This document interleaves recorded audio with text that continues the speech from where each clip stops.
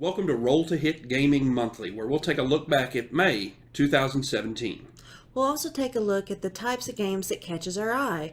What are they and what brings them to our attention? And what are some of the red flags that make us say, whoa, wait a minute. And we have a huge update for the Shelf of Shame this month. So for Roll to Hit Gaming, I'm Chip. I'm Joe. And I'm Lucas.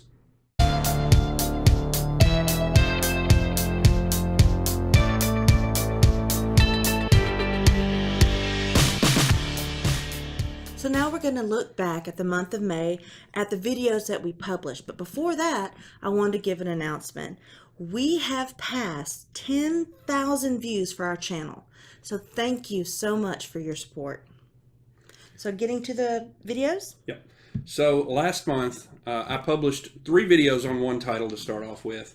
I really fell in love with Cold Water Crown, which is kind of a worker manipulation, worker movement game where you're fishing. We've talked about it in the past. We posted our first look, we posted our review, and then we started off a new series that we're going to do from time to time called Adventures in Solo Gaming, where we showed you how to play it solo. So check those out.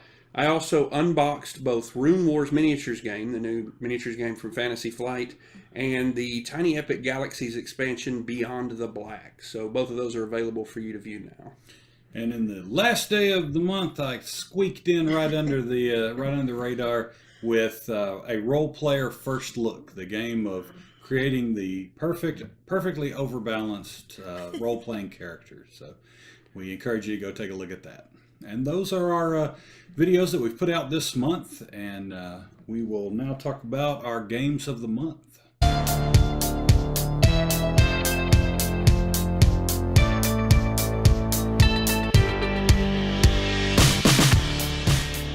My game of the month this month was Eclipse, the sci-fi Euro game, really, I guess is the only way to describe it. And it's out on our Shelf of Shame for quite some time. I picked this up. Board Game Geek does a flea market every year, and if you are ever able to come to the Dallas area for Board Game Geek Con, and you get to see this monstrosity, this flea market, it is amazing. Especially if you're somebody who likes to wheel and deal, and I do. So I picked this up. I picked this up with an expansion, the Rise of the Ancients, for like $30 from a guy, and but it sat on the shelf because it was kind of intimidating when we broke into it. A lot of pieces and a rule book that had a lot of iconography, but. We finally got our head wrapped around it, finally got it to the table, played it. Did we play it first with 3 player and then with 4? Actually, then with 5. Yeah, then with 5. And man, this game really hit the sweet spot for me. It was just really awesome. It truly a Euro game in the sci-fi exploration realm. So I highly recommend it. If you haven't tried it yet, pick it up or find somebody that has it and have them teach you how to play it. It does take a little bit of learning to get a hold of it, but once you do, you will be glad you did. Great game, Eclipse. Jeff? And my game of the month was Oracle of Delphi. It's by TMG Games, and the designer is Stefan Feld. I've learned that I really do enjoy the Stefan Feld games, so I went ahead and got this off the Shelf of Shame, and we played it. Basically, Zeus is hosting a tournament or a competition, and there are 12 legendary games or tasks that need to be completed, and the winner gets to ascend up into Olympus with Zeus. So it's Greek mythology, which is right in my wheelhouse. It's puzzly. It's got action point allowance and grid movement, and you're fighting monsters and making offerings and building shrines, and it's a neat package of Euro goodness. So I played Oracle of Delphi, and it was fantastic. I loved it. Yeah, it's neat that the game is chock full of random because it's driven by dice, Yeah. but it is also chock full of random mitigation. Oh, cool. So you really get past that, pretty quickly. You spend your, I can't remember exactly what they call, but you spend your favor tokens basically to mitigate the random, and those aren't that difficult to get. So you really never get stuck. You've usually got a way to try to get out of that if you play smart. So great game. Mine for May is Viticulture Essential Edition. This is another one of those, I know we've said this 1,000 times, that sat on the shelf for quite some time. And Stegmeyer hit this one out of the park. I'm a fan of Vinos, but this one eclipses it. I don't think it replaces it, but it eclipses it. It's incredibly thinky, and that you play each turn through a season. Spring, summer, fall, winter, and there are different actions you can do in those seasons. But the catch is you have a limited amount of workers. Mm-hmm. So if you spend all of your workers in the spring, you're doing nothing in the winter. So you have to plan your turnout. And I like that it makes you think forward like that. There are visitor or guest cards.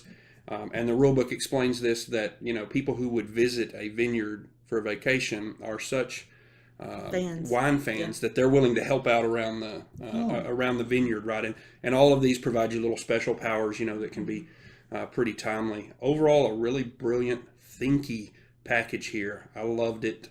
Viticulture Essential Edition. Stegmeyer is an awesome designer. He is. He's hitting it out of the park. Yep. So those are our games of the month for May 2017.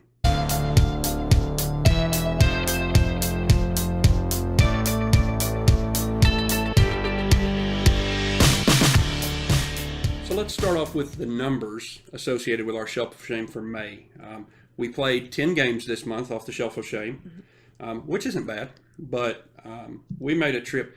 If you're in the Dallas area, there's a store called Madness, and if you're a board game fan, you have to go there. It's like, a Tom Thumb sized, grocery store sized game store, and they've got everything. And needless to say, we went there, so that changed the numbers a little bit this month. We added 7 games this month, so we really only worked 3 off the list, but it was a positive number, and that was in doubt. As we led up, we had actually planned a kind of Game of Thrones shame thing because we were going to be negative for a bit, but we pulled it out. We added Castles of Burgundy, which we picked up in a trade, Rex, Ghost Stories, Rune Wars Miniatures game, Nova Cry, Caverna, and the Golden Ages. So through May, we've played 62 new to us games off the Shelf of Shame, and we have 96 remaining. Those are the numbers behind the shelf. Joe, do you want to talk about some of the games we did play? Yep.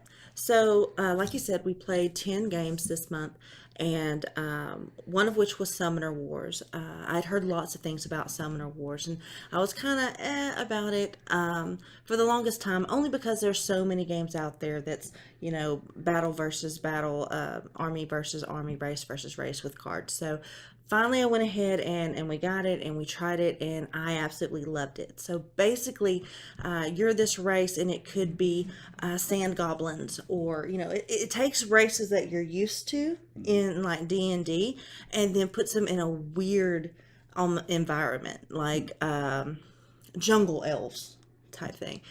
But basically, it's one group against the other, and you're trying to basically kill their summoner, and they're trying to get yours. And it's just, you have this grid board, and you're just moving across it, and you've got special powers, and you got different weapons, and based on what race you are, it's just fantastic. It was completely different than what I envisioned it to be. It wasn't the same old. So Summoner Wars by Plaid Hat Games, fantastic game. We also, this is a guilt one of mine. It's called The Lords of Rock. This was something that was on Kickstarter, and the art just blew me away. And it's basically about the gods, Greek gods. They lost their power. People weren't worshiping them anymore.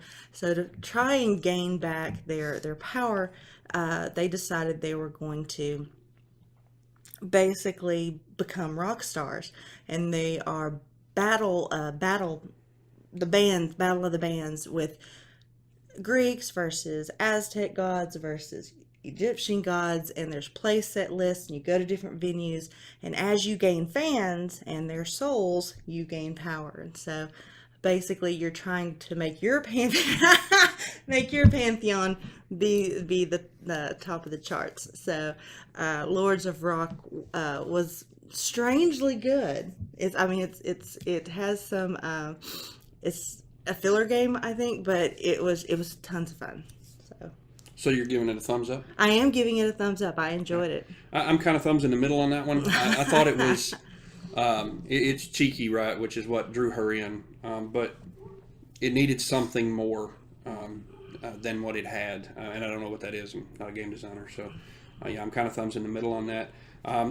My first one is going to be Infernal Contraption, which is one of the small rectangular box card games, and basically your goblin tinkerers who are building this machine by placing different cards, and each side has half the deck basically, or if you play with multiple players, you split it up evenly, and you play cards into your machine, and those cards are going to do.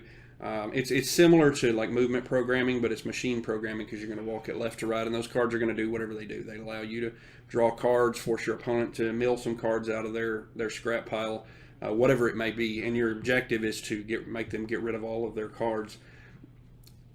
It's okay. It's not the kind of game that's going to hold my attention, so I'm going to give it a meh. But I could see how some people would like this game. It's just not deep enough for me. And then my next one's going to be The Golden Ages, and this one's got a little bit of a story behind it. A couple years ago, we're at BGG Con, and there are two Civ Builder games which Chip and I really enjoy, and we decided that we were going to buy one of them and not both. And we went with Clash of Cultures, which somebody at this table, not named Chip and I, hated. So it went out the door, and we picked this one up actually this month. We played it straight away, and it turns out 2 years ago we made the wrong decision on which one to buy. This is a Civilization Euro game, which doesn't seem like it'd work very well, but it does fantastically. It's got a shorter play time. Everything about it's engaging. Your technology track is effective and enables gameplay, but it's not so expansive that it makes the game take hours to play. Overall, a great experience. I think my favorite part is you're not the same civilization throughout the game. It's got that where you draw 4, and then each era, there are 4 eras in the game, you flip over your new civilization card, and that you have the option of either staying who you were or becoming the new civilization, and each one of them has different powers.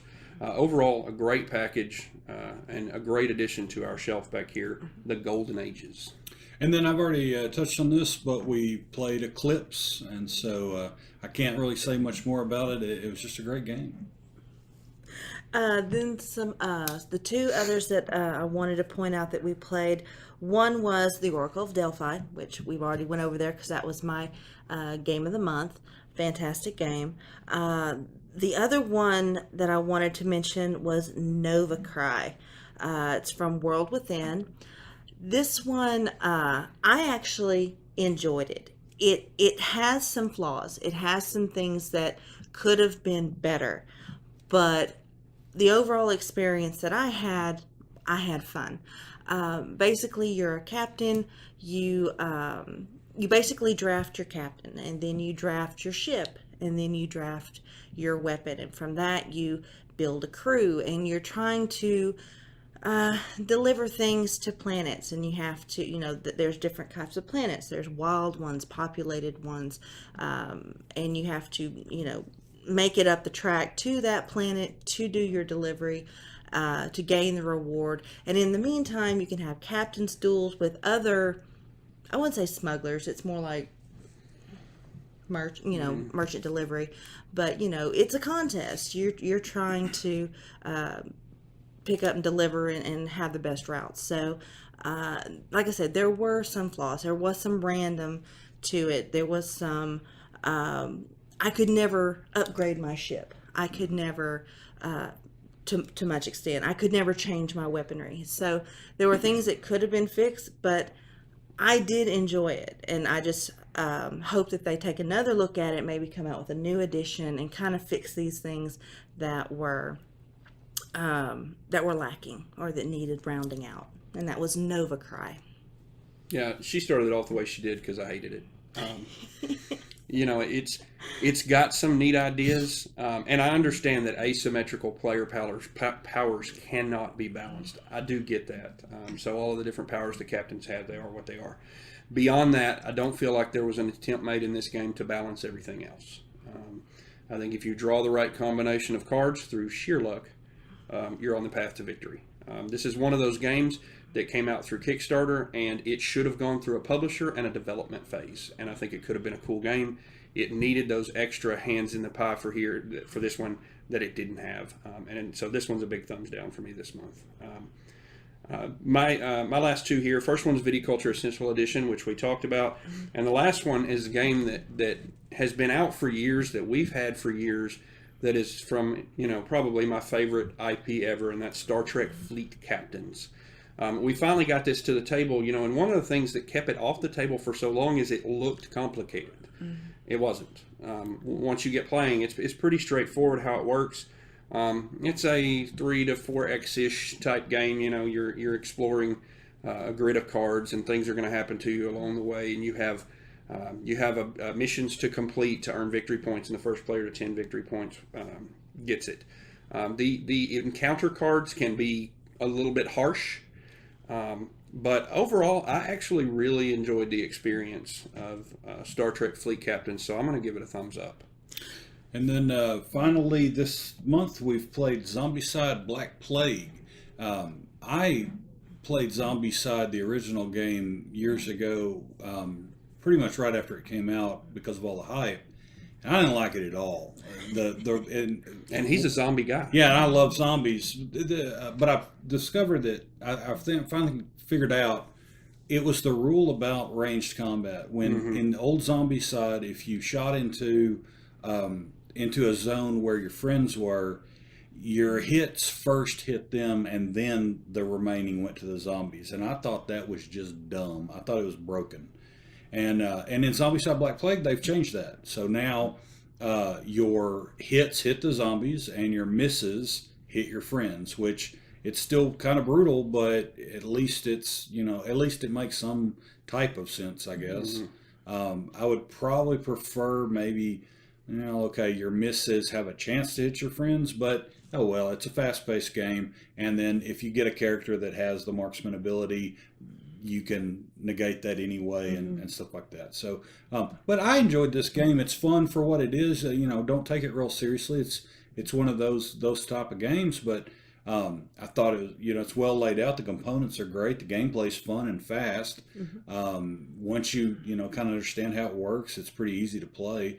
And you got some options. The only real drawback to me was I was hoping to have a little bit more campaign to it. The campaign that is published for it's just kind of, we'll play these missions. It doesn't really feel like a campaign to me. Your character doesn't really advance from game to game to game. But, other than that, it's a really fun game. I've got plenty of miniatures to paint and have fun with. So, Zombicide Black Plague, I give it a thumbs up. I really enjoyed that one. It was good. I really liked it. It's the one game where you can break the cardinal sin of D&D and split the party, and you'll be okay. Yeah, so, sometimes you need to, right? Sometimes you have to get the objectives done. It was good. I liked it. Yeah. So there's our update on the Shelf of Shame for May 2017.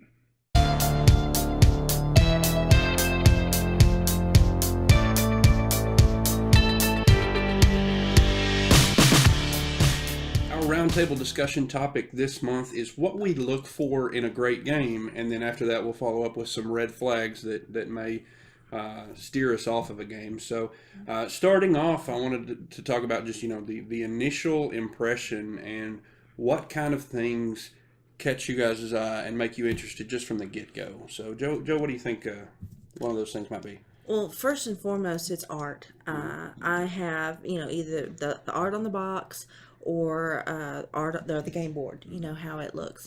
To be completely honest, I have bought games, I know nothing about the game, but just based on the art on the box, I was all in and I purchased it. Abyss was one of those. Yeah. So that's really an eye catcher for me. That's one of the things that really pops my interest. Yeah, you talk about game board. I'm a mark for a beautiful game board. So if you got a great looking game board, pretty good chance you're going to get my dollars. So. Yeah, and art's it's a hard hump to overcome, right? Because you got the other side of it when you see a game that maybe even people have talked very highly about, but you look at it and you're like, man, they skimped there. That's that, you don't want to judge the game by its cover box. But you will, right? But you will. We're visual creatures. That'll cause a pass sometimes. For me also is bits, right? I mean, I'm a bit junkie, so when I walk past one that's all splayed out on display, and I see a bunch of bits, I'm like, oh yeah, that's a lot of stuff to get into, man. I get kind of excited. So, Yeah, art and bits, those are mine. Yeah, I agree. The other thing I'd written down here were sometimes it's a publisher designer thing. You know, Yeah. if I like the games that publisher's putting out, or more specifically, if I seem to like a certain designer, that's going to make me more inclined to want to take a closer look at whatever their next game is. So, kind of following that, what kind of themes jump out at you guys that you're like, hey, it's got a theme I like. I want to see more about that. Well, if you've seen our previous videos, I've mentioned before, Greek mythology is a big one for me. Anything that it doesn't necessarily have to be Greek. It could be Egyptian mythology, anything to do about deities and such. So mythology in general will snag my attention. I'm more a fan of sci-fi and then on the other side of it, historical. So Yeah, I wrote down U.S. history. Yeah. I'm really fascinated by that, and another one is Egypt. I'm kind of a mark for Yeah, that. yeah. If it's got an Egyptian theme, I want to see more about it there. The last one I wrote down was my favorite IPs. So if a new Star Trek game or Star Wars game comes out, I'm at least going to look at it and see what it is. Yeah. I mean, a lot of times IP games aren't so great. That's getting better. But it's something in that draws me in. subgenre of historical, I'm a big mark for the Western, right? And so I went out and bought all the Shadow of Brimstone stuff. I'm painting that, and we got to start playing it. But Western stuff really catches my eye. I got a couple of more themes that tend to, and he can attest to this, futuristic space and technology, specifically steampunk, will catch my eye. Japanese, like Yido and what is that one with the fans and the geisha girls? Hanami Koji. Hanami Koji, just based on the Japanese theme. And then I think one of my other ones that really will grab me is post-apocalyptic. Okay. I love post-apocalyptic games. That theme just captures me. I like that too. I didn't Very think about Mad that. Max. Yeah, I like post-apocalyptic. Yeah. All right, so you've been interested. It's got a theme you're into. You open the box. What are you looking to find in there? Modular boards. Oh, okay. I'm kind of the opposite. I like a set board. Yeah, I get what you're saying. Yeah, especially if it's really well done. And a pain to set up, right? Yeah. Part of that, right? But I don't know, man. There's something about modular boards. I don't know. They capture my imagination. I like them. What did we play the other night? Istanbul, and just being able to kind of and that's not even really map. That's just sort of little tiles. Yeah. It's variable setup, little location you can tiles. change your game up every time. And I think maybe that's what it is. You think, oh, well, next time I play, I'm going to try it this way and stuff. So I like modular boards. I like good components. I mean, and stuff that's kind of out of the box. Like, for instance, Heir to the Pharaoh. They had like monuments all over the board. And metal coins, stuff like that. That will really be like, ooh, they really put more care into the game. So that really pops out for me. Another one is, having my own personal game board. Yeah. You have the big board, or you can do the mod or the tableau. The tableau. I like having, this is my world. So personal game board's real big for me. Yeah, it's pretty cool. Yeah, I like things that also make the game easier to play. You could have done it in a more clunky way, but this was really neat. And my biggest example here is going to be the Scythe player boards. Yeah. The recessed places for you to put your cubes, because I love cubes. I like upgraded bits, but a box with a bunch of cubes on it makes me go, ooh, that's interesting, and the fact that, it had those recessed holes for you to put your cubes into, so that didn't make my stuff go everywhere, was really great. Another example of that is the Fantasy Flight dials, right? You could accomplish that with a couple of decks of cards, but man, those dials are so handy. They make it so easy to play and move along. So things that make it easier to play. Along that same vein, because more of these games nowadays are going to more iconography, to international sales and things like that. They don't have to print it in 1,000 different languages. Yeah. But a good player aid. Yeah. And make sure you have enough for all your players, right? If you say your game is 5 players, give us 5 player aids, right? But a good, concise, well-designed, and compact player aid is just a godsend for these games, Yeah, and the right number is important too, because you're playing a multiplayer strategy game, and hey, what does this do? Really kind of gives away where you're going sometimes. But if I have my own player aid, I can plan. I can say, oh, that does that. Okay, I got it now, and I can move along. Yeah, player aids. If you don't have them, you are really doing us a disservice as gamers. So publishers, put player aids in your games and put some effort into them. So, now we've gone through what's in the box. We've laid it out. We're ready to start playing. What gameplay elements are you attracted to? For me, it would be dice. It doesn't necessarily have to be, crazy dice or unique symbols on the dice. I just like dice. I enjoy a little touch of random in my games. Another thing is cards. I love card play, be it, from drafting or whatever. So, nice looking with good art cards. And my only, please don't have like a novel written on them. Yeah. Concise instructions or whatever. And miniatures. I like being able to grab something and whoa, let's go. So that's really the elements that I look at. Yeah, and the dice and cards, kind of the first one I had written down here. I don't mind a bit of luck either, but give me a way to mitigate swinginess. Yeah. That luck in variation in what happens and variable setup and all that stuff is great. And events happen to you. I get that. But give us a way to prepare for and mitigate just this god-awful, they drew a card and now through no benefit of their strategic play, they have a crazy advantage. Let us mitigate that in some way. So. Future Chip here. Next month, Lucas is going to tell you about a game where he really enjoyed that aspect of it. Well, a couple of mine were, I like the elements like civilization building and exploration. I like those to be incorporated into the game. The sort of hidden discovery is something I really like. Either being, face down tiles that get flipped as we move out, or some kind of, build on to as the map expands or whatever. I like that kind of element. Another thing that grabs me too is if it's like puzzly. I like solving puzzles. So if it has that puzzle element to it, that will really grab my attention. Yeah, and I like building something.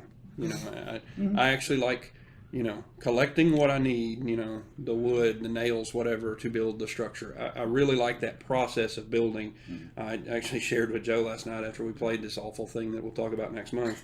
I think that over the years I've turned into a dirty Euro gamer because I so enjoy the process from nothing to gathering and creating. You feel like you've accomplished something, so building things would be a big one for me. All right, and then my last one, I just wanted to say this because I just called myself a dirty Euro gamer. I started out as a tabletop miniatures gamer, and I really like that. And I thought about this. I think the thing that I really like about that genre of games is the roster building process. Okay, yeah. Creating your army or your team in Blood Bowl or whatever.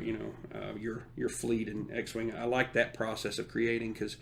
It's going to have dice, and so there's going to be some random in there, but I feel like you kind of mitigate that with a superior build. So I really like that part about it. So now let's talk about the other side of that, the red flags, the things that might be just immediate disqualifiers.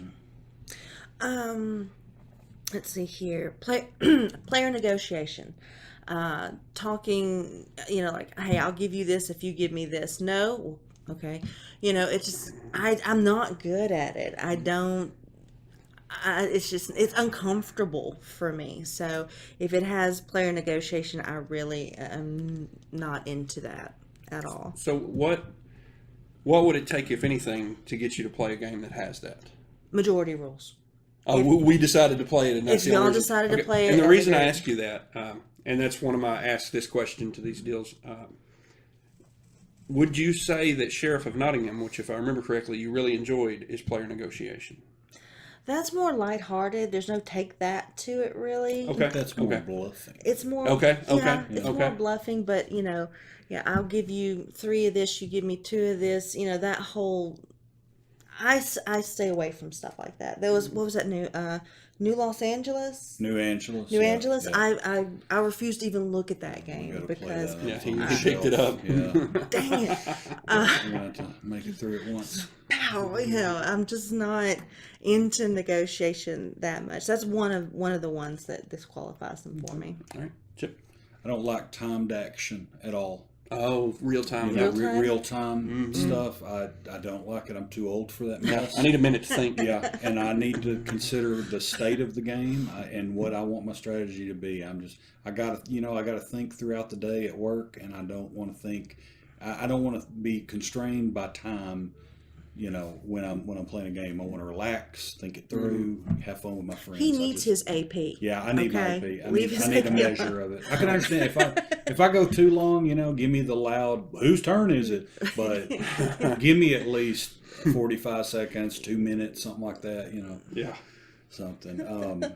And then some of the simultaneous action games I'm not real keen on, where everybody's playing their turn at the very same time. Now I wrote a little note here. I gotta kind of caveat that, like, the Seven Wonders style, I'm okay with, because that's just kind of a time saver, right? Yeah. Oh, okay, we all got our cards, and now we're gonna figure out where we build them and whatever. And you got to have some measure of trust of people at the table, or don't play Sure. with them. Yeah. you know? Don't play with them if you can't trust them. Right.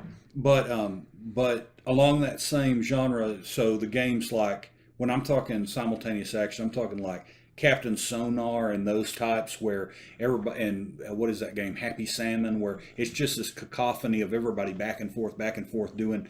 I don't like it. I don't want to be a part of it. Well, you lose track of what's going on, right? Yeah. Right. So. Just get nervous. So Yeah. Yeah. So, the biggest one for me is probably Take That.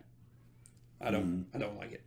If you've got that in your game, I'm going to fall for it once because I didn't realize it was in there, and then I'm just never going to play it again. Like I said before, I don't have a problem. I may get frustrated and that's more at me not doing a good job. I don't have a problem with you beating me because you outplayed me or you outthought me, which isn't that hard, frankly. But because you drew a card and wham, you know what? Get out. Just stop making these games. And if you like them, I don't understand it. I just don't. Frustrated is in the thesaurus next to genocidal, so I guess you get frustrated. Yeah, well, you know what? That one last night, and again, we'll talk about it next month. I was angry when that game was over. Man, really that's mad. Fun is gone at that point. Yeah. I mean, we work a lot of hours, to provide for our families, and when we have some leisure time, we need to do something Let's be leisure. Yeah, let's do Right. something that's enjoyable. So moving on from that, my last one that I wrote down here, and they kind of go together for me, is bad art or garbage components. And I know that art is subjective. I get that, and I can't do it. So everybody out there is better at it than me. But some of these things, you look at it and you're like, man, that didn't turn out well, and you didn't put any effort into components. And just like everything, the price of board games is just going to go up, and has over the years. We need to see some return on what's in that box from a components point of view. Versus, we still have games coming out with paper money. What are you doing? Right. So that sort of thing is a real turnoff for me. I had one more. Okay. There are a couple of publishers. There's not many, because I'm pretty open to almost anything out there. But there are a couple of publishers that have let me down multiple times over and over and over with games that I purchased from them. So they have basically gone on the ban list. Bad list, yeah. Right. So if I see something, be like, ooh, what's that? And I see that publisher's name, I immediately just be like, not going to risk it because I've been disappointed in the past. Few and far between, only, very little of them. But it does stand out to be like, oh, no. Yeah. Right. Yeah. Okay. So a little less severe, I guess. What puts you on the fence about a game? You're interested, but for some reason you're stuck on that one. Well, see, that's where I am on Take That. I'll take the Take That mechanic, but I need to have some mitigation in there. Like, He enjoys it.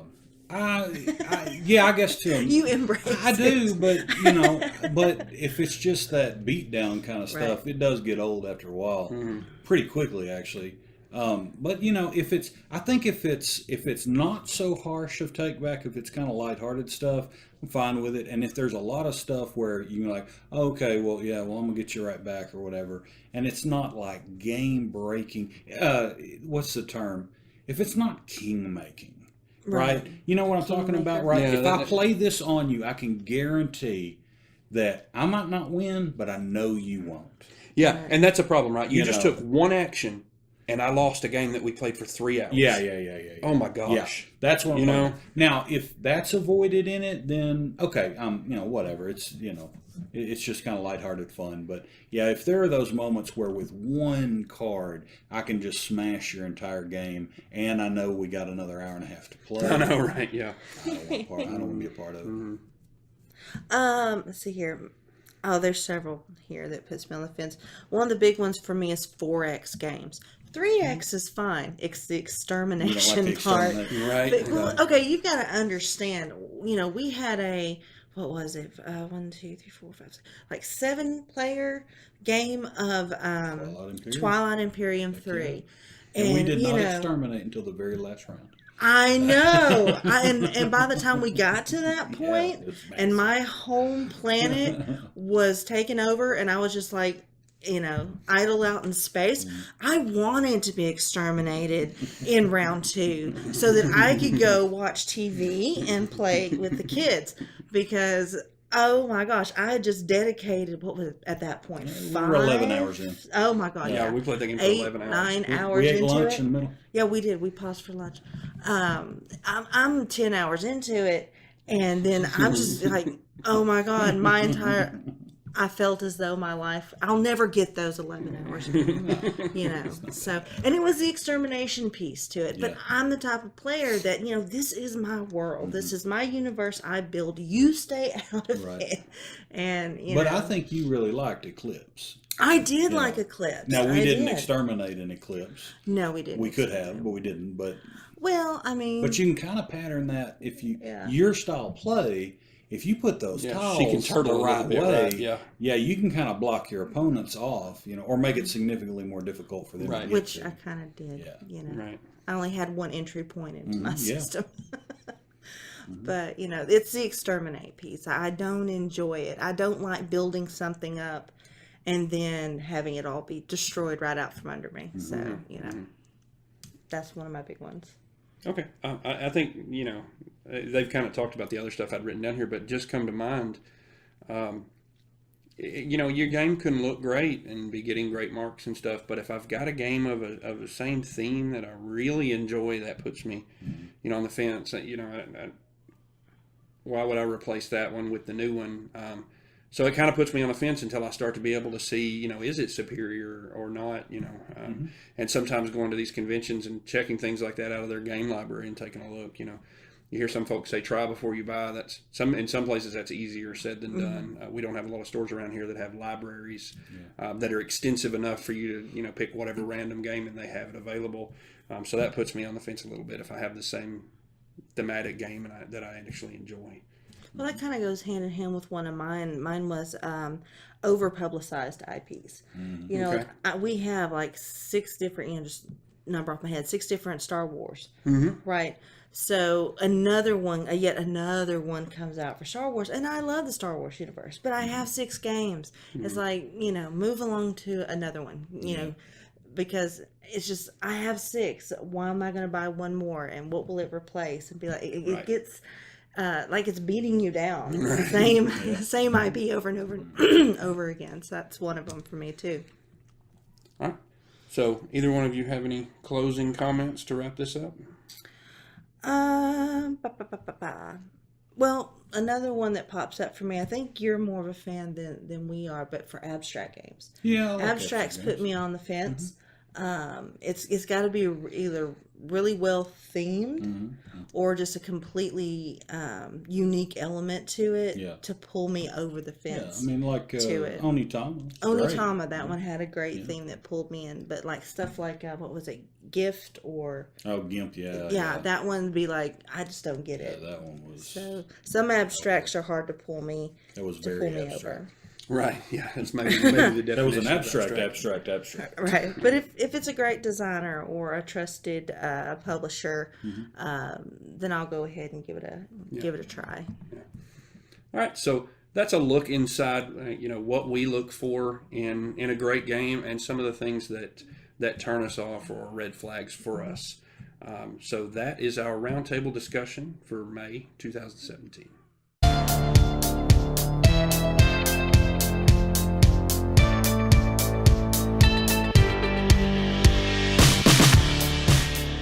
And now the Bad Board Game Description Challenge.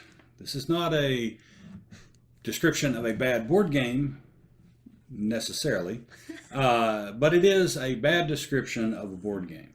And for those of you new to our monthly reviews, if you know the answer, be the first one in the comments to let us know.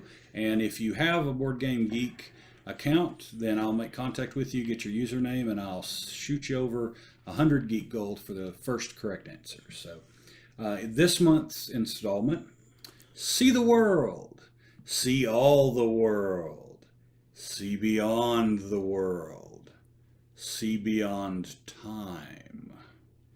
This game is just the ticket for the aspiring cult travel agent or the amateur parapsychologist. So if you think you know the answer, give us a comment down below with what you think it is, and if you are indeed correct, I'll make contact with you. Very nice. And that's going to wrap up another issue of Roll to Hit Gaming Monthly. If you're looking for daily content, check us out at our WordPress blog, which you'll see the link to along the bottom of your screen and in the show notes. For Roll to Hit Gaming, I'm Lucas. I'm Joe. And I'm Chip. We'll see you next month.